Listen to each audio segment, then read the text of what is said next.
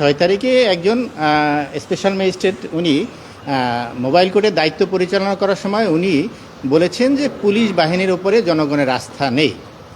এখন আমরা সবাই জানি আমাদের এই বাহিনীটা আমাদের অত্যন্ত প্রয়োজন এবং তারা একটা ট্রমার মধ্যে আছে।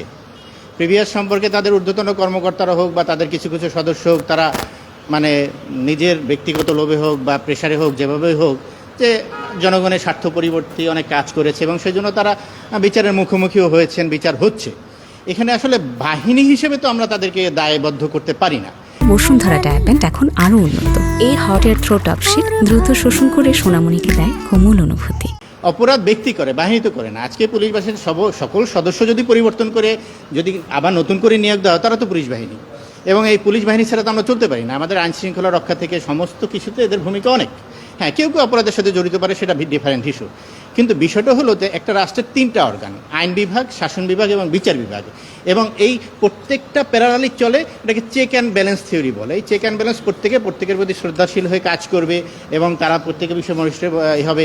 এতে জনগণের একটা আস্থা তৈরি হবে বিচার বিভাগের প্রতি, আইন বিভাগের প্রতি, পুলিশের প্রতি। কিন্তু একটা বাহিনীর কোনো দায়িত্বপ্রাপ্ত কর্মকর্তা যদি অপরাধ করে, সে অপরাধী।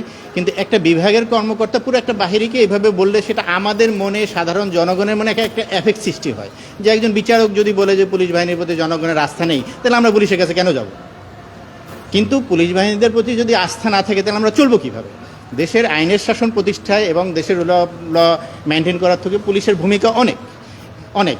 সেই হিসাবে এই ম্যাজিস্ট্রেট মহোদয় যে কথাটা বলেছে, এটা এই বাহিনীর প্রতি একটা আস্থার সংকটে তৈরি হয়েছে। তারা মনোবল ক্ষুণ্ণ হয়েছে, তাদের কাজে স্পৃহা কমে যাচ্ছে এবং জনগণের একটা বিরূপ প্রতিক্রিয়া সৃষ্টি হচ্ছে।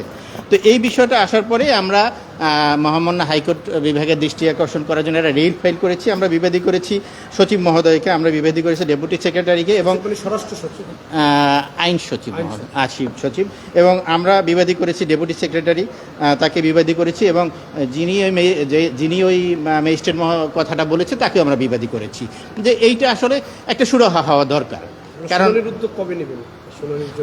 এখন যেহেতু ভ্যাকেশন চলছে, খোলার পরেই আমরা একটা শুনানির উদ্যোগ নিব।